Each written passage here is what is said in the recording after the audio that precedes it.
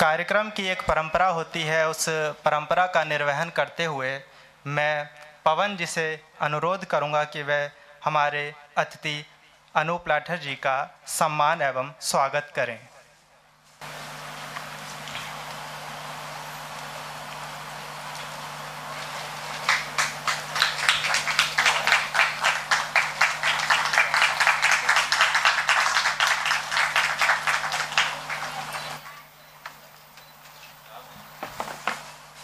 बहुत बहुत धन्यवाद पवन जी। इसी क्रम में मैं अब साहिल कैरो जी के सम्मान के लिए विजय लक्ष्मी जी को आमंत्रित करता हूं। कृपया वो आए और उनका स्वागत करें। आप सभी तालियों के साथ उनका स्वागत कीजिए।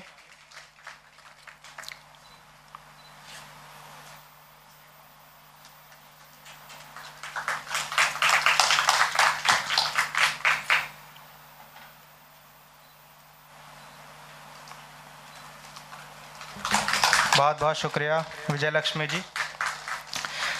जैसा कि आप सभी जानते हैं कि इस सत्र का जो विषय है वो है लोक कला, अनुभव, परंपरा और चुनौतियाँ। लोक की जब हम बात करते हैं तो उसमें व्यक्ति केंद्रित नहीं है, अपितु एक समूह केंद्रित है। लोक के भीतर एक सामूहिक चेतना विद्यमान होती है, उसके भीतर एक चेतना कार्य करती है। हमारा जो विषय है, इस विषय पर अनूप लाठर जी विस्तार से चर्चा करेंगे और उनसे बातचीत करेंगे साहिल कैरो जी। हालांकि सर का परिचय मुस्कान जी ने कुछ दिया है, उसी परिचय में मैं थोड़ा और जोड़ता हूं। सर, आप हरियाणा की लोक संस्कृति का दस्तावेजीकरण, संरक्षण और संवर्धन करने में आपका महत्वपूर्ण योगदान रहा है। आपने हरियाणवी लोकगीत और हरियाणवी पॉप संगीत एवं गज़ल के विकास के लिए अद्भुत कार्य किया है। आपने चंद्रावल और लाडो बसंती जैसी कई हरियाणवी फिल्मों में भी अभिनय किया है।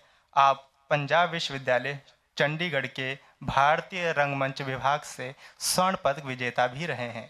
आपने पंजाबी नाटकों में भी अभिनय किया है और आपने बॉलीवुड में जाने की बजाय लोक संस्कृति को चुना है। आप सभी जानते हैं कि एनएसडी जैसे संस्थान में सभी जाना चाहते हैं, किंतु सर ने उस अवसर को ठुकराते हुए लोक संस्कृति की ओर वह लौटे, गांव की ओर लौटे। तो यह बहुत बड़ी बात है। उन्होंने एक अपनी अलग लीग बनाई है जिस पर वे चले हैं।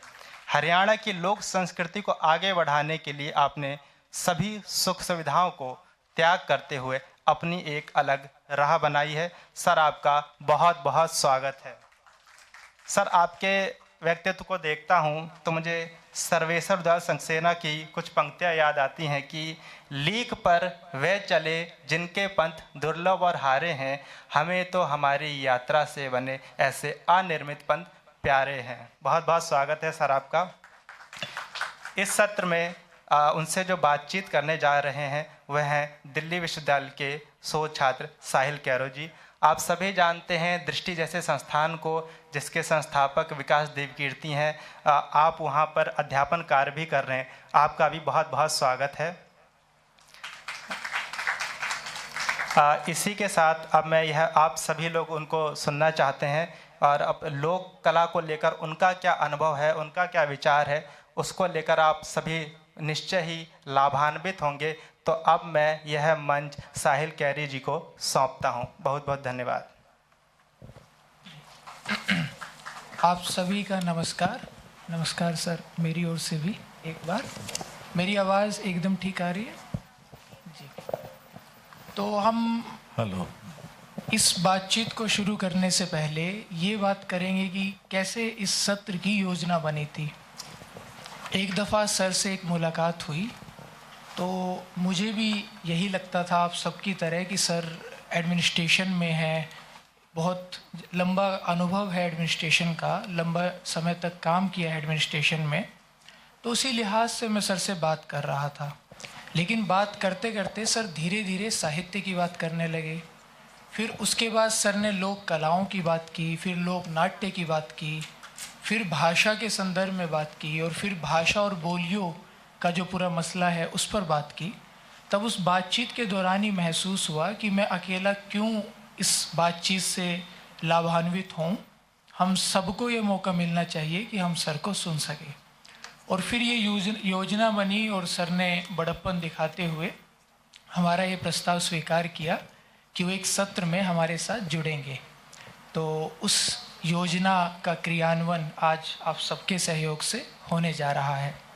तो सर हम बातचीत करेंगे आपके बेहद युवा दौर से। वैसे युवा आप आज भी कम नहीं है, पिछले जितनी भी हमारी बातचीत हुई है उससे मुझे यही महसूस हुआ है। लेकिन जब आपकी उम्र बेहद कम थी उस समय आपको बहुत शोहरत मिली। 1984 में हरियाणा की एक क्लासिक फिल्म मानी जाती है चंद्रावल। उसके गाने आप लोगों ने सुने होंगे, नैन कटोरे काजल डोरे, इस तरह के बहुत प्रसिद्ध गाने भी हुए थे। उसमें सर ने अभिनय किया। 1985 में सर को लीड रोल में लाडो बसंती में साइन किया गया। वो फिल्म भी बहुत सफल रही। वो दौर कुछ इस तरह का था कि सर हरियाणा में कहीं भी जाते थे तो बहुत सारे लोग इकट्ठे हो जाते थे सिर्फ देखने के लिए। तो इतनी कम उम्र में इतनी सफलता हासिल करके सब कुछ बढ़िया तो था, फिर क्यों आप आगे आपको फिल्में मिली भी, आपने करनी नहीं चाहिए, क्यों आप थिएटर की ओर या लोक की ओर लौट आए वहाँ से? सभी को नमस्कार। वो इसलिए भी कि साहिल कैरो मेरा परिचय करेंगे और मेरा इंटरव्यू करेंगे और मुझसे वार्ता करेंगे, तो ये भी शायद एक कारण रहा होगा। और मैं आप लोगों के समक्ष आऊँगा। जीवन में आपको क्या करना है ये आपको पता नहीं होता। जवानी में आप रिस्क लेते हैं, आपको आदत होती है कि हम अपना खेल खेलेंगे। लॉ कर रहे थे, जब कॉलेज में थे तो नाटक करते थे, लॉ करते थे तो भी नाटक करते थे। एक अच्छी स्कूलिंग थी, माँ बाप ने बड़े अच्छे स्कूल्स में डाला, तो एक सभी को उसके बाद ये था कि लॉ करते ही मतलब कोई अच्छा सा कैरियर बनाएंगे। और कैरियर उस समय में संदर्भ यही होता था कि आप सर्विसेज में जाएंगे या आप जुडिशरी में जाएंगे, या उस समय एक और होता था प्रोबेशनरी ऑफिसर का, उसमें आप जाएंगे। और मैं वहाँ थिएटर डिपार्टमेंट में एडमिशन ले लिया और वहाँ जाकर थिएटर लेकर और वहाँ काम शुरू किया। घर आते लोग पूछते क्या कर रहे हो, हम कहते थिएटर कर रहे हैं। तो कहते थे सिनेमा हॉल में काम कर रहे हो। हम नहीं, सिनेमा हॉल में नहीं, ड्रामा करते हैं। अच्छा, पब्लिक रिलेशन में हो। तो उस समय की वास्तुस्थिति ये थी। लेकिन जीवन में जो आनंद, जो आपकी इच्छा है वो काम करने में जो आनंद है, उससे बड़ा कोई आनंद नहीं। मैं सदा, मुझे पूरा ज़िंदगी लोग कहते हैं कितनी तनख्वाह मिलती है, क्या मिलता है, कितनी तरक्की हुई, कितनी प्रमोशन हुई, हम इसी यात्रा में लगे रहते हैं। लेकिन मुझे लगता है कि मुझे लोगों ने मेरे पैशन के लिए मुझे तनख्वाह दी है और मैंने सारी उम्र अपना पैशन फॉलो किया और लोगों ने मुझे पे किया। तो मैं इसलिए संसार का बहुत आभारी हूँ। जी सर। तो सर आपने मंच पर भी काम किया, आपने सिनेमा के पर्दे पर भी काम किया, और आपने गांव और शहरों की गलियों में जो कलाएं प्रस्तुत हो सकती हैं वहाँ भी आपने काम किया। क्या एक मेजर फ़र्क आपको क्या वाकई इतना लगता है जैसा लोग समझते हैं, या फिर ये सब कलाएं हैं, उतना फ़र्क है नहीं जितना समझा जाता है? आपका अनुभव क्या रहा इस मसले पर? देखिए, मेरा जो मेजर काम है थिएटर को छोड़कर, मतलब जिसको बहुत सीरियसली किया, दूसरा काम जो है मेरा है वो है हरियाणा के फोक कल्चर के प्रिजर्वेशन, प्रमोशन एंड डॉक्यूमेंटेशन। ये तीन उसके ऊपर है। अब आप कहेंगे कि जी ये कहाँ से टपक पड़ा, मतलब एक कॉन्वेंट एजुकेटेड स्टूडेंट हो या सैनिक स्कूल से पढ़े हुए हो, तो हॉस्टल्स में रहे, आपको किसी तरीके का आपका लोक परंपराओं से कोई परिचय नहीं रहता आपका, लेकिन उसके बावजूद आप कहाँ उसमें चले जाते हैं, क्योंकि हमें कोई रास्ता उस समय नहीं पता होता। आपकी जो उम्र है तो अपना रास्ता डगर बहुत कम लोगों को पता होती है, और हमारे जैसे ज़्यादा भटकाव वाले लोग ज़्यादा होते हैं।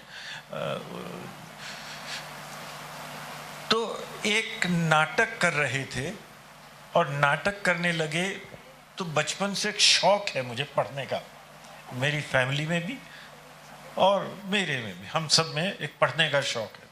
हम सभी लोग किताबें खरीदते भी हैं और पढ़ते भी। तो मुझे वो नाटक मिल गया, नाटक रानी जिंदा नाटक था। उससे पहले मैं बहुत से नाटक कर चुका था, बिलवा मंगल और बिच्छू, कंजूस, इस तरीके के बहुत से नाटक प्रोफेसर मोहन महर्षि के निर्देशन में। उससे पहले मैं सॉन्ग एंड ड्रामा डिवीज़न के फाउंडर डायरेक्टर थे। मैं उनके साथ लाइट एंड साउंड के कार्यक्रम भी, और इनफैक्ट लाइट एंड साउंड की सारा लेआउट और टेक्नोलॉजी वो भी काफ़ी कुछ उनसे समझ चुका था। तो पढ़ रहे थे ना, तो मैंने उस समय में नाटक करने लगे तो मैं उसमें अकेला एक नॉन पंजाबी स्पीकिंग एक्टर था, और वो एक पंजाबी प्रोडक्शन थी, और उसमें पंजाब के जितने भी वहाँ के उस समय के फेमस आर्टिस्ट थे, जैसे दविंद्र दमन ji, Mrs Daman, Parvez Sethi, Rani Balbir Kaur, all known artist of that era of Punjab, वो उसमें थे। मैं एक सिर्फ नॉन पंजाबी स्पीकिंग था, और सब मजाक भी करते थे, और पता नहीं कितों फट लाया कहते, क्यों मुझे बोलनी नहीं आती थी। तो मैंने पहला काम तो यही किया कि मैं गुरुमुखी सीखूं। तो मैंने कायदा मंगाया, कायदा लेकर मैंने उनको कहा मुझे तो गुरुमुखी में स्क्रिप्ट दें। तो हमने वो पढ़नी शुरू करी और वो सीखनी शुरू की। वहाँ पोएट्स थे, अमितोष जैसे, उनके साथ बैठता, फिर उनसे प्रोनाउंसिएशन सीखता, पढ़ते, उच्चारण होता उससे। उसी दौर में जब बाकी समय नाटक से बचता है तो पढ़ने की एक बीमारी थी। तो मैं वहाँ पंजाब यूनिवर्सिटी की लाइब्रेरी में जाना शुरू किया। तो मैंने हरियाणा के कल्चर और हिस्ट्री के बारे में जानना चाहा। फिर मैं चंडीगढ़ स्टेट लाइब्रेरी में जाने शुरू, वहाँ का पढ़ना शुरू किया। तो मेरा ख्याल है उस पीरियड में जितनी भी वहाँ पर बुक्स अवेलेबल थी वो मैंने सब पढ़ ली। और वो पढ़ने पे मुझे महसूस हुआ, पता लगा कि अगर किसी प्रदेश की लोक संस्कृति को जानना हो तो वहाँ के फोक थिएटर को देखें और समझें, तो आपको वहाँ के प्रदेश की लोक संस्कृति का पता लगेगा। सौभाग्यवश हरियाणा में लोकनाट्य, स्वांग वहाँ की परंपरा है। लेकिन दुर्भाग्य ये था कि मैंने जो सारा कुछ पढ़ा, मैंने उसमें सारा पंजाब के बारे में, हिमाचल के बारे में, उत्तर प्रदेश के बारे में, उनके सबके कल्चर्स के बारे में वहाँ पर दिया हुआ था, लेकिन हरियाणा के बारे में एक पन्ना भी नहीं था। प्रसिद्ध से प्रसिद्ध लेखक उस समय के एम एस रंधावा जैसे, बलवंत गार्गी जैसे, जिन्होंने लोक परंपराओं के ऊपर लिखा वहाँ पर, लेकिन हरियाणा के बारे में कोई पन्ना नहीं था। तो मुझे लगा कि हमें हरियाणा के लिए काम करना चाहिए। और क्योंकि वो नाटक जो जाना था वो पंजाबी की एक सबसे बड़ी थिएटर प्रोडक्शन थी, और आज तक भी हम कहें तो वो सबसे बड़ी थिएटर प्रोडक्शन थी, और दैट वाज 1981। तो हम वो प्रोडक्शन जानी थी यूएस और कनाडा में। हम वहाँ पर प्रस्तुतियों के लिए कनाडा चले गए, यूएस कनाडा। लेकिन दिमाग में वो जो अध्ययन किया वो बैठा रहा कि हमें अपने प्रदेश में आकर काम करना, नहीं तो ये भी ट्रांजिशन में सब कुछ पास ऑन हो जाएगा, निकल जाएगा। नमस्कार। और यही हुआ कि वहाँ हम घूमे फिरे। अमेरिका में, कनाडा में हमने 75 प्लेसेस पे परफॉर्म किया। 1981 में वी परफॉर्म्ड एट 75 प्लेसेस, और मेरा ख्याल है वहाँ का कोई कस्बा शहर नहीं होगा जो हमने विजिट ना किए हों। उसमें ह्यूस्टन से लेके नॉर्थ में वैंकूवर, कनाडा, पोर्ट अल्बर्ट, नैनाइमो, इस तरीके का आइलैंड्स वहाँ तक भी, और ईस्ट से वेस्ट और नॉर्थ से साउथ सारा वो किया और खूब देखा, खूब मज़े भी किए और उसको महसूस किया। और ये नहीं मैं मतलब ये कहूँगा कि मैंने क्या किया और क्या नहीं किया, मस्ती मारी। एक नौजवान को जो मस्ती मारनी चाहिए वो मस्ती मारी। हाँ, एक संयम था या एक संस्कार था पारिवारिक, वो था कि कहीं फिजिकली हम इन्वॉल्व ना हो, ये मेरा अपना पारिवारिक संस्कार था। उसको छोड़कर हमने बाकी सब कुछ जो हो सकता है हमने, मुझे कोई इसमें शर्म नहीं है कि हम इवन न्यूड बीचेस पे, पब्स पे, बार्स पे जहाँ जा सकते थे हमने किया। और हमारे पास पैसे भी थे, हमें पैसे पेमेंट डॉलर्स में भी मिल रही थी, और हमें कुछ क्योंकि ये था वापस आना है तो मुझे पैसे जोड़ने भी नहीं थे। नहीं तो आदमी होता ना पैसे जोड़ते हैं, हमें पैसे भी नहीं जोड़ने थे क्योंकि लौट के तो वापस मन बन चुका था कि हमें अपनी संस्कृति के लिए काम करना।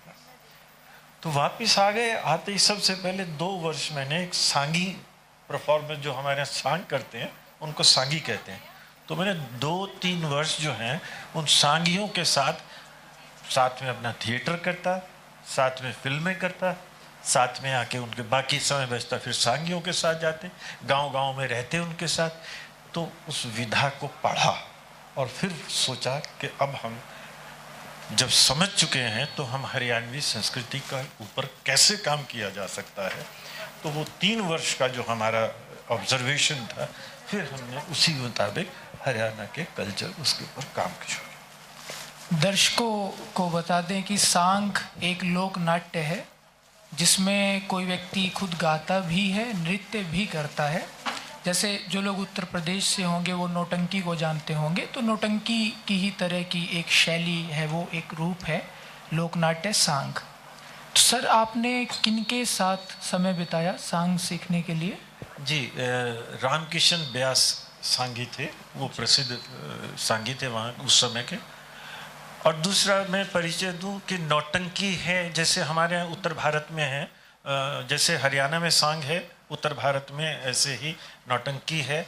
मध्य प्रदेश में माच है, राजस्थान में ख्याल है, गुजरात में भवई है, कश्मीर में भांड पाथेर है, तो ऐसे बंगाल में आपके जात्रा है। तो ऐसे पूरे देश में हमारे लोक नाट्य की परंपरा है। और उसी में जो ये सारी परंपराएं, जो लोक नाट्य परंपराएं हैं, ये आपस में एक दूसरे से किसी न किसी तरीके से जुड़ी हुई हैं। इनमें कहानियां भी जुड़ी हुई हैं, किस्से भी जुड़े हुए हैं। आपको बहुत से किस्से माच में जो किस्सा है वो आपको स्वांग में भी मिलेगा, जो आपके ख्याल में है वो हो सकता है नौटंकी में मिलेगा। तो ये सब एक तरह से, ये सारी विधाएं ये बहन भाई हैं। और विधा भी जो है साहित्य के साथ दिक्कत क्या है, हम जब भाषा के लोगों के साथ बात करते हैं, कल्चर के लोग, संस्कृति और परफॉर्मिंग आर्ट्स के लोग, तो दिक्कत क्या होती है, वो सब कुछ शब्दों का जंजाल होता है। मैं पीछे भी अभी इंस्टीट्यूट ऑफ एडवांस स्टडीज़ में गया हुआ था, तो लोक परंपराओं के ऊपर, लोक नाट्य के ऊपर चर्चा थी। मैं वहाँ भी यही बात कह रहा था कि आप लोग शब्दों में उसको बंद करते हो, लेकिन जो विधा है, विधा के ऊपर कोई चर्चा नहीं करता। वो खत्म हो रही है, वो समाप्त हो रही है, वो चल नहीं रही है, हम उसके बारे में लिखते हैं, लेकिन क्या है विधा, उस विधा के ऊपर बात नहीं करते। तो मैं विधा के बारे में ज़रूर आपसे थोड़ा सा, इन उत्तर भारत की जितनी भी ये विधाएं हैं लोक नाट्य की, they are theatre in the round. Theatre in the round ये है कि बीच में मंच होता है, चारों तरफ दर्शक होता है उसका। तो नतीजा क्या होगा कि जो मंच पर एक्टर या डांसर या सिंगर होगा वो उन सब से संबोधित होगा। जैसे मंच पर मैं आपसे संबोधित हूँ तो मैं आपके समक्ष हूँ और आप मेरे समक्ष, हम आमने सामने, तो एक दिशा में। लेकिन वहाँ पर है तो आप चारों दिशा में हैं, तो चारों दिशा में मैं एज एन एक्टर हर दिशा में परफॉर्म करता हूँ। तो यानी कि उसमें गीत भी जो लिखे जाते हैं वो 4 कली में लिखे जाते हैं। 4 कली क्यों कि एक कली यहाँ गाई जाएगी, दूसरी कली इधर गाई जाएगी, तीसरी कली इधर गाई जाएगी, चौथी कली यहाँ होगी। जब गायक और वो डांसर चारों कली गाएगा तो वो चारों तरफ दर्शक से संबोधित हो जाएगा। तो कोई भी कलाकार, कोई भी दर्शक वंचित नहीं रहेगा आपका परफॉर्मेंस या आपका नृत्य या किसी तरीके से देखने। तो ये इस तरीके की है, और कहानियाँ इसमें मैथोलॉजी की भी हैं और सो कॉल्ड अदर सेक्युलर उसके भी हैं, इतिहास की भी कहानियाँ हैं, और इनोवेटिव फिक्शंस भी हैं, जैसे जानी चोर है ना, तो चोर को रूप कला जादूखोरी एक बिल्कुल ही फिक्शन में है। लेकिन उधर अमर सिंह राठौर भी हैं, पृथ्वीराज चौहान को लेकर भी हैं। तो इस तरीके के सारे उत्तर भारत में ये एक दूसरे से जुड़ी हुई हैं, और इन सब का ओरिजिन जो माना जाता है, जो मेरा अध्ययन है अपना, वो ये है कि पहले परंपरा थी भगत की। भगत परंपरा क्या थी कि कुछ लोगों का इकट्ठे होना, धार्मिक विचार से गीत और संगीत इकट्ठे गाया जाना, अपने अपने घरों से कपड़े पहनकर आना और उसके बाद परफॉर्म करना। श्रेष्ठी लोग पहनकर अपने अच्छे कपड़े आते थे, आम साधारण आम आदमी पहनकर आता है, और वो परफॉर्मेंस होता, सब देखते। धीरे धीरे वो स्पेशलाइजेशंस में आ गया, फिर उसमें सिंगर्स आ गए, उसमें म्यूजिशियंस आ गए, उसमें परफॉर्मर्स आ गए, और वो कहानियों ने दूसरा रूप लेना शुरू किया।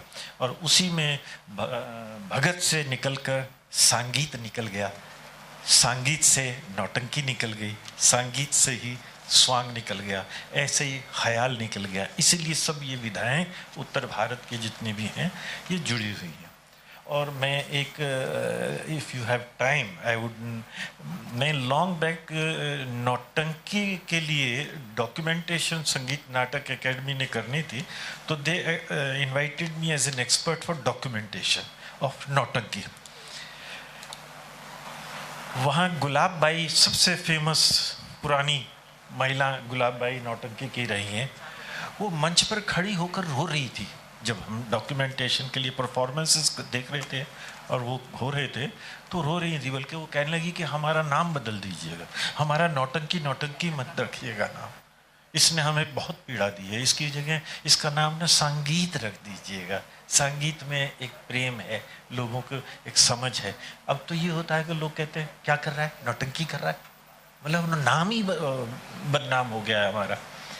तो वो परंपरा में आप देखें, अगर आपने कभी नौटंकी का परफॉर्मेंस देखा हो, वो जैसे मैं भाषा को लेकर तब हिंदी में बात कर रहे थे कि कैसे भाषा आगे बढ़ी है और कैसे शब्दों को हमने कहाँ से लिया लोगों से, ऐसे ही नौटंकी में आप देखें कि परफॉर्मेंस जो है वो नौटंकी थिएटर इन द राउंड से निकलकर प्रोसीनियम में आ गई, यानी कि समक्ष मंच में। तो उसमें वो जो चार कली है गाई जा रही है, चार कली अभी भी उसमें, वो उसका बचा हुआ है अभी भी, और वो डांसर उसी ढंग से गाते भी हैं, परफॉर्म भी करते हैं। लेकिन वो क्योंकि अब चारों तरफ चक्कर नहीं लगाते, तो टर्न हो गया मुंह का अभिनय में। तो वो जो चार कली में से जब बीच का म्यूजिक होता है वो मुंह का अभिनय में करते हैं। वो मुंह का अभिनय क्यों है कि वो चारों वाले में तो वो खत्म हो गया, तो फ्रंट में आ गया, तो उसका फॉर्मेट चेंज हो गया। तो इतना ही अंतर है। लेकिन अगर मैं चाहूँ कि मुझे नौटंकी को स्वांग में करना है, तो हम साथ के साथ परफॉर्मेंस को चेंज करेंगे, वो आपको स्वांग नजर आएगा। और यहाँ तक कहा जाता है कि नौटंकी जो है, एक नाटक था जिसका नाम था स्वांग में नौटंकी। वो वेस्टर्न यूपी में जब किया गया तो इतना पॉपुलर हो गया कि वो उस विधा का नाम ही वहाँ नौटंकी पड़ गया। This is. तो सर आपने बताया कि आप एक सांगी जी के साथ भी रहे, तो और उसके साथ ही आपने एक और अनुभव साझा किया कि जब आप डॉक्यूमेंटेशन कर रहे थे नौटंकी का, तो उस समय बड़ी मतलब उनका जो दुख था, उनकी जो वेदना थी, वो भी आपके सामने आई। और हम सब इस सच से अवगत हैं कि जो लोक है वो लोक कलाकारों की कलाओं का आनंद तो लेता है, पर वो लोक कलाकारों को हास्यास्पद भी मानता है। जैसे हरियाणा में भी अगर कोई बच्चा रो रहा हो तो और घर वाले बहुत परेशान हो गए हो तो वो फ्रस्ट्रेशन में कहते हैं सांग है कि। उसी तरह उत्तर प्रदेश में भी हम कहते हैं कि अरे नौटंकी क्यों कर रहे हो। और इसमें कॉन्ट्रडिक्शन ये था कि आप हरियाणा के गाँव में रह रहे थे, उनके साथ गाँव में उनकी प्रस्तुतियाँ देख रहे थे, उस विधा को समझ रहे थे, और आप एक ऐसी जाति से संबंध रखते थे जो हरियाणा में और डोमिनेटिंग रही, बहुत वर्चस्ववादी रही। तो ऐसे में इस तरह के तबकों को और ज़्यादा रोका जाता है लोक कलाओं से जुड़ने से।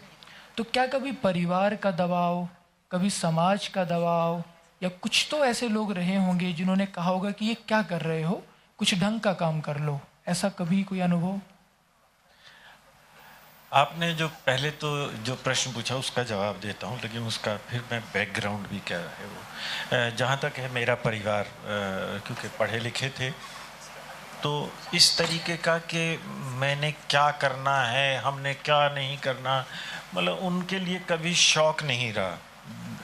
मेरे पेरेंट्स ने मुझे कभी, चाहे मैंने जो भी किया, मुझे आज तक कभी उन्होंने टोका। मैंने मतलब जिसे जीवन में कहे ना कुछ भी किया, लेकिन मुझे घर वालों ने, मेरे माँ बाप ने कभी नहीं टोका, और इसीलिए मन की कर भी पाए, है ना। लेकिन हरियाणा में एक दिक्कत थी, और वो दिक्कत क्या रही, भाषा की, जिसको सर कह रहे थे पीड़ा, वो पीड़ा नहीं, वो परेशानी क्या थी कि हरियाणा ऐतिहासिक तौर पर 1858 से पहले दिल्ली सूबा कहलाता था, और ये बहुत कम लोगों को इस बात की समझ है। दिल्ली सूबा सरहद तक होता था, पंजाब की तरफ सरहद तक होता था, और बाकी दिल्ली से 250-300 किलोमीटर की रेंज में ये दिल्ली सूबा कहलाता था। 1857 के स्वतंत्रता संग्राम में जो प्रमुख तौर पर लोगों ने भाग लिया, वो लिया था मेरठ से लेकर और अंबाला तक, ठीक है ना। और उसमें जो पंजाब के रूलर्स थे, उन्होंने ब्रिटिशर्स का साथ दिया था। तो नतीजा क्या हुआ, राजधानी उनकी कलकत्ता में थी, वहां पर उनका यहाँ से कोई अदरवाइज लेना देना नहीं था। तो उन्होंने सजा के तौर पर हरियाणा जो आज है, और उस समय में दिल्ली भी, उन्होंने दिल्ली इंक्लूडेड, दिल्ली में से आगरा छोड़ दिया, वेस्टर्न यूपी छोड़ दिया, और अलवर और ये इलाका छोड़ दिया, और बाकी उन्होंने पंजाब के जो रूलर्स थे उनको एज गिफ्ट और हमें सजा देने के लिए उनके साथ जोड़ दिया था। तो इंपीरियलिज्म हमने दो तरीके का महसूस किया, एक इंपीरियलिज्म जो आर्थिक, और दूसरा हमने कल्चरल इंपीरियलिज्म इस भूभाग ने, क्योंकि पंजाब के रूलर्स के पास एज अवार्ड जोड़ दिया गया, और पंजाब के रूलर्स को अंग्रेजों ने चाहा कि उनको उसकी पंजाबियत से अलग भी किया जाए, और अलग करके उनमें एक नेशनैलिटी क्रिएट की जाए। और इसीलिए गुरुमुखी सबसे यंगेस्ट लैंग्वेजेस में से है। गुरुमुखी यंगेस्ट लैंग्वेजेस में किस लिए? 1861 में ओरिएंटल कॉलेज लाहौर की स्थापना होती है, और उस ओरिएंटल कॉलेज लाहौर में यह निर्णय लिया जाता है कि कोर्स कुछ नए शुरू किए जाएं। तो दो कोर्सेस शुरू किए गए। जो प्रोफेशनल कोर्स था वो अकाउंटिंग का, क्योंकि क्लर्क बाबू चाहिए थे, और दूसरा कोर्स था ज्ञानी का। आप देखते हैं ना, हिंदी में एक कोर्स होता है शास्त्री का, है ना, शास्त्री के कोर्स होते हैं ना हिंदी वालों के लिए। ऐसे ही पंजाबी गुरुमुखी के लिए ज्ञानी का कोर्स होता है। First Gyani course was introduced in oriental college Lahore in 1861। और अब जब वो क्यों करा उन्होंने, कि उन्होंने कहा इनाम के तौर पे हमने सब कुछ दे दिया पंजाब के रूलर्स को, लेकिन उसके बावजूद वहां पर कुक्का विद्रोह हो जाता है। अब जब वो कुक्का विद्रोह होता है तो वो कहते हैं कि सब कुछ देने के बावजूद ऐसा क्यों हुआ। तो उन्होंने निर्णय लिया कि ये let's create a separate nationality out of these people. और सेपरेट नेशनैलिटी तभी क्रिएट की जा सकती है जब उनकी भाषा अलग कर दी जाए। भाषा अलग करने के लिए वो ज्ञानी का कोर्स इंट्रोड्यूस किया गया, और जब वहाँ ज्ञानी पढ़ाने लगे, शुरुआत हुई, तो ज्ञानी कोर्स में गुरुमुखी में पढ़ाने के लिए कोई किताब अवेलेबल नहीं थी, कोई बुक नहीं थी। गुरुमुखी में उससे पहले कोई किताब नहीं थी, एक किताब थी और वो थी गुरु ग्रंथ साहब। तो निर्णय लिया गया कि ज्ञानी के कोर्स में गुरु ग्रंथ साहब पढ़ाया जाए। तो उस टाइम मिस्टर लिटनर जो थे, वो डीपीआई पंजाब हुआ करते, उनकी कंप्लेंट हो गई कि जहाँ बाइबल नहीं पढ़ाई जा सकती वहाँ गुरु ग्रंथ साहब कैसे पढ़ाया जाएगा। लेकिन उनको शायद मालूम नहीं था, गवर्नर जनरल तक जब बातचीत आई तो उन्होंने उसको ओके किया कि पढ़ाएं, चलने। तो वहाँ से वो कोर्स हुआ। उस कल्चरल इंपीरियलिज्म का, सब चीज़ों का जो प्रभाव, उस पंजाबियत का, कि हरियाणा के ऊपर एक कॉलोनियल लैंग्वेज का जो था वो प्रभाव होना शुरू हुआ, जिसके उसमें संदर्भ में मैं बता रहा हूँ कि हरियाणा में के बारे में कोई जिक्र किताब शब्दों में कहीं नहीं था। और वो वहाँ से उन्होंने करा, और करने के बाद यहाँ तक हो गया कि 1966 के बाद तक, जब मंच पर हम कॉलेज में 70s में जाते थे, तो अगर मेरी भाषा में हरियाणवी का लहजा आ जाता है तो मुझे मंच नहीं मिलता था किसी को। वो क्यों? आप आज भी देखिएगा, आज भी हरियाणवी के साथ एक शब्द, एक बड़ी दिक्कत है। मतलब अब भी हरियाणवी जो भाषा है, बोली है, वो बोली तो है ही, लेकिन अगर कोई बोलता है तो बैकवर्ड है।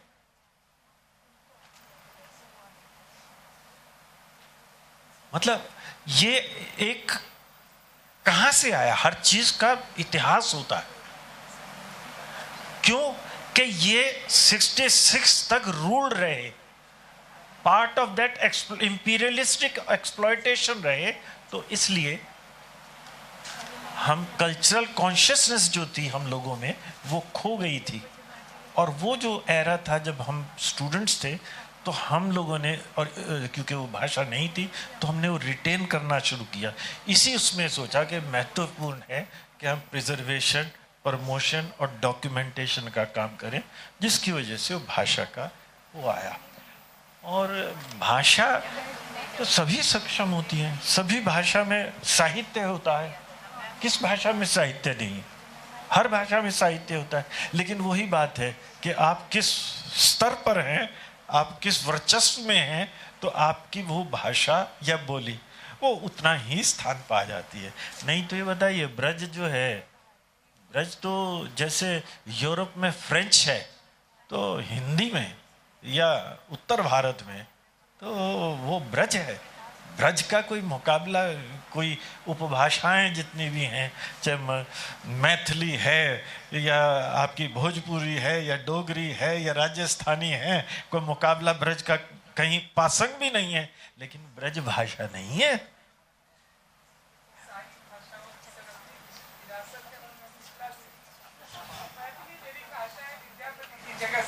जी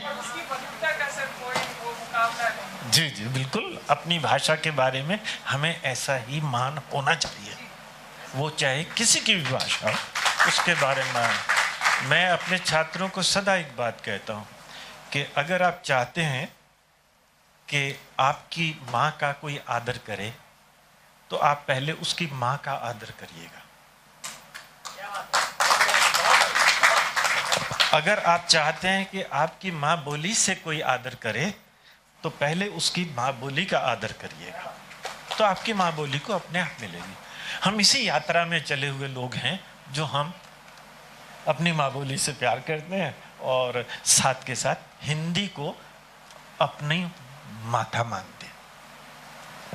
जी, दर्शकों से साझा कर ले। सर ने सांस्कृतिक उपनिवेशवाद की बात की थी। इसमें सांस्कृतिक उपनिवेशवाद यानी किसी भी देश या किसी भी जाति की संस्कृति के जो अंग होते हैं, भाषा, वहाँ का साहित्य, वहाँ के रीति रिवाज, मान्यताएं, विश्वास, जब उनको दबाकर किसी और प्रभुत्वशाली वर्ग की इन चीज़ों को उनके ऊपर थोपा जाता है ताकि उनकी अस्मिता को दबाया जाए, तो उसे सांस्कृतिक उपनिवेशवाद कहते हैं। और इसकी राजनीति खूब की गई है, खूब इसका प्रयोग किया भी गया है। तो सर, आप एक बात कह रहे थे कि ऐसा होता था कि अगर आपकी भाषा में बोली का लहजा हो तो आपको मंच नहीं मिलता था, मतलब आप इसमें प्रतिनिधि के तौर पर थे, किसी भी ऐसे व्यक्ति को मंच नहीं मिलता था। आज आपको मंच भी मिला हुआ है, आपके पास आपकी बोली भी है, आपके अनुभव भी है। तो आपने जो फिल्में की उनका कोई डायलॉग सुना दीजिए, चंद्रावल लाडो बसंती, जो आपको पसंद हो। सच बात तो ये है कि क्योंकि इतने वर्ष हो गए हैं, है ना, लेकिन उस समय का मैं एक नाटक का मुझे डायलॉग याद है जी, जो मैं आपको जी। कहता हूँ। बिलवा मंगल नाटक है, असगर वजाहत साहब का लिखा हुआ। तो उसमें मैं बिलवा मंगल का रोल कर रहा हूँ। और बिलवा मंगल एक पात्र है जो एक चिंतामणि नाम की वैश्या से प्यार करता है। कहता है, अब चिंतामणि वैश्या से प्यार करता है और उसकी पत्नी उससे, रंभा जो है, वो उससे शिकवा शिकायत करती है। तो कहता है कि रंभा, औरत दुनिया की ताकत है, औरत की ताकत आंसू है जो डबडबाई हुई आंखों से निकलकर रंज में डूबी हुई सफेद गुलाब की पकड़ियों को धोते और शिद्दते दर्द से उछलते हुए आंसुओं से भिगो देते हैं। मगर एक गरीब औरत के आंसुओं का किस पर असर हो सकता है? उस पर जिसके पास होश है, जोश है, रहम है। मगर बिलवा मंगल जिसके पास, भूल गया, आगे मुझे याद नहीं। उतना ही बहुत था सर। कब सर आखिरी प्रस्तुति कब आपने बिलवा मंगल की दी थी? कितना समय हो गया होगा लगभग? 79, बहुत है सर। 1979। उसका एक और याद है, ना अब जी। है याद वो वादे, न वो कस्में, न वो रस्में, न वो मैं हूँ, न है वो दिल, न दिल बस में, न मैं बस में। कहीं काबू नहीं चलता, रहूं वन में कि वेले में, मैं वो तिनका हूँ जो बह जाता है पानी के रेले में। अब आप लोग इस बात से इत्तेफाक रख पा रहे होंगे कि 45 साल बाद भी इतना याद है, तो सर जवान है या नहीं? सर कविताएं भी लिखते हैं, सर ने लोक नाट्य भी लिखा, नलदाई, जो कि बड़ा प्यारा लोक नाट्य है और सांग है। लेकिन सर ने कविताएं भी लिखी इस उम्र में, जो कि आपको बड़ी पसंद भी आएंगी। सर एक कोई पंक्ति या 2-3 पंक्ति आपकी कविताओं की। मैं, क्योंकि मेरे पास लिखा नहीं है और मैं मंचीय कवि नहीं हूँ, तो याद भी नहीं रहती, लेकिन फिर भी एक, दिल तोड़कर मोहब्बत का इजहार करते हैं, हम उनकी इस अदा से ही तो प्यार करते हैं। दिल तोड़कर मोहब्बत का इजहार करते हैं, हम उनकी इस अदा से ही तो प्यार करते हैं।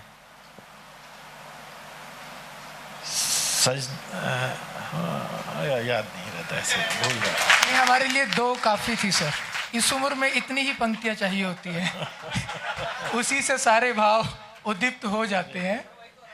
सर जो नलदाई है आपने, अच्छा ये भी बड़ी रोचक बात है कि एक व्यक्ति जिसे अमेरिका में मंचन की दुनिया में बहुत सम्मान मिल रहा था, कनाडा में सम्मान मिल रहा था, जो फिल्मी पर्दे पर दिखाई दे रहा था, जो उस समय कुरुक्षेत्र यूनिवर्सिटी, पंजाब यूनिवर्सिटी के रंगमंचों पर धूम मचा रहा था, वो व्यक्ति ये सब कुछ छोड़कर एक सांगी जी के साथ वक्त बिताते हैं ताकि लोक नाट्यों को समझ सके।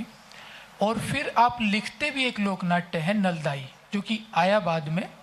उसमें भी प्रेम का महत्व बहुत है। आपने जो कविता सुनाई उसमें भी प्रेम का महत्व बहुत है। आप जो कर रहे थे वो भी समाज के लिए एक बगावत की तरह था, उस सामाजिक संरचना के लिए। तो ये अनफिट होने का मज़ा, या ये प्रेम जिसको समाज बड़ी तीखी निगाहों से देखता है, क्योंकि उसके प्रतिमानों और उसके मूल्यों को तोड़ने वाला होता है, तो ये क्या शौक था, या ये ऐसा फील होता था कि ऐसा करना ही है, या कोई ऐसी एक प्रेरणा थी कि यही एक चीज़ है जो बेहतर कर सकती है चीज़ों को, या ये अनायास ही हुए जा रहा था? सबसे पहले तो ये कि माँ बाप का किसी तरीके का कंट्रोल नहीं था। क्योंकि उन्होंने कभी कहा ही नहीं कि ये करो या ये ना करो। हाँ, ये ज़रूर था कि मेरी माँ मुझे सदा कहती थी, क्योंकि बहुत से दोस्त मित्र सभी लड़के लड़कियाँ सभी हम आपस में घूमते थे, थिएटर करते थे, तो मुझे एक ही बात कहा करती थी, बस कुछ ऐसा मत करना कि किसी का मन दुखे। इसके अलावा कभी हमें किसी ने रोका नहीं, और क्योंकि रोका नहीं तो जो दिल में आ गया वो कर लिया। और उसी दिल में आने में ही ये है कि हमारे अपने मन में आया कि मुझे नहीं बॉम्बे चाहिए। और वैसे भी दो बेटे होते हैं माँ के, एक बेटा होता है जो बाहर जाकर देश विदेश में काम करता है, मेहनत करता है, कमाता है, और एक बेटा वो होता है जो अपनी माँ की और परिवार की सेवा भी करता है। तो हमारा निश्चय था कि हम अपने घर में अपनी माँ बोली की सेवा करेंगे, हम अपने संस्कारों की, अपने परिवार की सेवा करेंगे। हमने सिर्फ इतना सा निर्णय लिया कि हम बॉम्बे नहीं जाएंगे। हाँ, देखने में तब भी अच्छे थे, मतलब थोड़े बहुत तो ठीक थे ही। आज भी हैं सर, आप लोग मानते हैं इस बात को? देखिए, तो सभी लोगों की ये उम्मीद रहती थी कि ये तो गया बॉम्बे। हमारा एक नाटक चल रहा था तब पृथ्वी सेंटर की तरफ से, तो शशि कपूर साहब और जेनिफर कपूर वहाँ पर आई हुई, टैगोर थिएटर में कार्यक्रम था। तो वो आते ही देखते ही हमारे में से उनको जो लगा कि ये बॉम्बे जाएगा, तो उन्होंने हमारे दो साथी हम थे जिनको कहा कि ये बॉम्बे जाएगा। मैं तो नहीं गया, लेकिन वो जो दूसरा गया वो वहां जाकर प्रॉपर्टी डीलर ही हो गया, है ना। जो काम था वो काम नहीं करा, वो और काम में लग गए। लेकिन हमें इस बात की खुशी है कि हमने जो निर्णय लिया था उसमें हम सारी उम्र वही काम करते रहे। और आज भी उस बात पे कहीं भी एक मन में थोड़ा सा भी रिग्रेट नहीं होता है कि काश हमने ये ना किया होता, या मैं काश सर्विसेज में चला गया होता, या काश मैं जुडिशरी में चला गया होता, या मैं काश और किसी भी कार्य में चला गया होता। मुझे इस बात की खुशी है कि जो मैंने किया, I am happy, and that is why I am young. That is why I am young. Sir, मतलब क्या यही कारण था कि जब नेशनल स्कूल ऑफ ड्रामा में इंटरव्यू के लिए आपको बुलाया गया प्रवेश के लिए? एक बड़ा रोचक किस्सा है कि एनएचडी के लिए सर ने आवेदन दिया था, नेशनल स्कूल ऑफ ड्रामा, क्योंकि थिएटर करते थे। सर को इंटरव्यू के लिए, साक्षात्कार के लिए बुलाया भी गया, लेकिन जिस दिन बुलाया गया था उसी दिन सर की कोई परीक्षा थी। नहीं, परीक्षा नहीं, हमारे टीचर थे मोहन महर्षि, जो बाद में नेशनल स्कूल ऑफ ड्रामा के डायरेक्टर भी रहे हैं। तो वो मेरे टीचर थे, और उनसे बेहतरीन टीचर मैंने कोई नहीं देखा। और मैं I am very lucky person कि मुझे टीचर्स लाइफ में बहुत अच्छे मिले। ये बड़ी खुशकिस्मती होती है कि आपको बहुत अच्छे टीचर मिल जाएं। तो मुझे स्कूल में हमारे एक टीचर थे कैलाश बुधवार, आपने वो सुना हो कभी उनके बारे में, वो बीबीसी के बहुत सीनियर वो रहे हैं, वो मेरे स्कूल टीचर थे। तो वो हिंदी का जो उच्चारण का भी, एक हरियाणवी होते हुए भी जो उच्चारण का मेरा शुद्धि है, वो मैंने सब कुछ उन कैलाश बुधवार जी से सीखी। और इसी तरीके से professor Mohan Maharshi was another teacher जिनसे हमने थिएटर सीखा। तो मैं जब वहाँ गया, एडमिशन मेरी हो गई, तो मैं ज्वाइन करने जाने लगा, तो वो मुझे मिल गए। तो मुझे कहते हैं किस लिए ज्वाइन करना है तुमने, you are already a trained actor. मैं as your teacher I can tell you that you don't require. और वो अच्छा ही हुआ कि 3 साल में वहाँ नहीं गया, क्योंकि वो 3 साल वहाँ नहीं गए तो ये 3 साल में उन सांगियों के साथ लगा लिया। और अगर वो 3 साल सांगियों के साथ ना लगाए होते तो शायद हमें वो मौका ही ना मिलता कि जो हमने सारी उम्र काम किया है। आप सर जहाँ भी गए, सब जगह की अपने अपने रोचक किस्से हैं। उस तरह हम दीवानों की क्या हस्ती, आज यहाँ कल वहाँ चले, मस्ती का आलम साथ चला, धूड़ उड़ाते हम चले। आप अमेरिका गए तो वहाँ आपने गटर एसोसिएशन बनाया था, उसकी क्या कहानी है? गटर, पहले तो नाम ही इतना मतलब विचित्र है, गटर एसोसिएशन। और असल में क्या है, सब थिएटर के लोग थे और ये ठीक है कि उनमें कुछ लोग प्रोमिनेंट बहुत थे, जैसे रानी बलबीर कौर कहें और कहें। अब उनको तो एक बड़ी महत्वपूर्ण सी जगह मिल जाती थी, क्योंकि वो रानी बलबीर कौर हमारी टीचर भी थी। मतलब एक तो टीचर हों, ऊपर से आगे सीनियर एक्टर भी हों। तो हम जो बाकी बच जाते थे, हम 5-6, जैसे मंगल हो गया, और मंगल थोड़ा सा अब तो गुजर गया, मंगल लास्ट ईयर ही, तो वो थोड़ा सा सिनिक भी था। तो हम पीछे की वैन के पीछे के हिस्से में रह जाते, तो इसलिए हमने, और वहाँ पर फ़ायदा एक ये था कि जो भी जाता था ना, कहीं पर भी हम होस्ट कोई मिलते हमें, तो हमारे लिए सब कार्टन्स हर चीज़ के वो उसमें डाल जाते थे। वो फ्री बीज होती थी, तो हमारे पैसे कोई खर्च नहीं होते थे उन चीज़ों में। तो हम वहाँ पीछे तो रहते थे, खाने पीने को खूब होता था। तो और लेकिन उसके अलावा होता था यही कि सारे एक दूसरे में जुड़ के भीड़ में फंसे रहते थे। तो हम इसलिए अपने आप को गटर एसोसिएशन कहलाते, और वहाँ पर फिर हम नारेबाजी करते हैं। जब इकट्ठे चलते तो हम पहले कहते गटर एसोसिएशन जिंदाबाद। तो बस वो मजाकिया उसमें यूँ कहें कि आप बिना गटर्स के, बिना गटर वालों के वैसे भी जीवन कुछ नहीं होता। जीवन अगर कोई लोग बनाते हैं तो जो गटर में रहने वाले लोग कहलाते हैं ना, जीवन को आगे बढ़ाते भी वही लोग हैं, मैं ये मान, क्योंकि वो मस्ती का आलम होता है हमने, उसमें कुछ खो ना जाने का होता है। अगर खोने का डर हो तो बड़ी मायूसी होती है। तो वो हमारी गटर एसोसिएशन जो है ना, उसने हमें सच में ये सिखाया कि परवाह नहीं करो, जो है जैसे है चले जाओ। आपसे बात करते हुए सर बहुत अच्छा लग रहा है। मेरा एक जी। अनुरोध है साइन से, कम से कम एक सवाल साइन हरियाणवी अंदाज में बोले और सर उसका जवाब भी हरियाणवी। जी, और सवाल आप बताएंगे, हम खुद ही चुन ले? हाँ, ये बड़ा विचित्र हो गया सर, मैं आ नहीं पा रहा हूँ उस जोनर में। अब ठीक है, मैं बताता हूँ, क्योंकि मेरे साथ बड़ा एक पैराडॉक्स है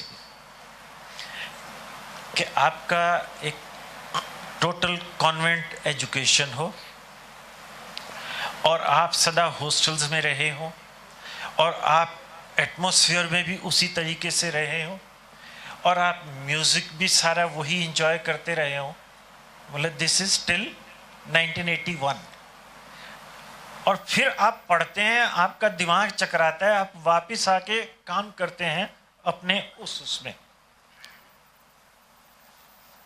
मैं यकीन से कहता हूं कि मुझे रागिनी समझ नहीं आती थी पहले, क्योंकि मैं उसमें रहा नहीं था, तो वो शब्दावली नहीं समझ आती थी। और मुझे सारी उम्र में आज भी ये कहता हूं कि मैं हरियाणवी बोलने में मैं उतना खुल के नहीं बोल पाता हूं, और लोग ये मानते ही हैं कि हाँ मैं हरियाणवी संस्कृति का, हरियाणवी भाषा का, आपको मैंने बताया पाकिस्तान तक में हम वो मुहिम चलाए हुए हैं। तो लेकिन ऐसा नहीं है कि आती नहीं है, बड़ी मीठी बोली, घनी सुथरी, तब सच बताऊं तुमने कि मन की बोली से, है ना। और मारे आले इलाका जो सा है, जो कर मारा है करनाल, तो करनाल वाली बोली में ना, मतलब जो कर रोहतक वाली में तो कहें कड़े जागा, हमारे आले में कहें किंग जागा। वेस्टर्न यूपी का इम्पैक्ट है। इंटा ठाले है। तो एक प्रश्न सर पूछ ही लेता हूँ, वरना सीनियर है, हाँ। कहेंगे बाद में कि इतना सा काम था वो भी नहीं कर पाए। तो गुरुजी इन बालकों खातर के एडवाइस देना चाहा आप? एडवाइस अपने मौज करें, जी सा ले।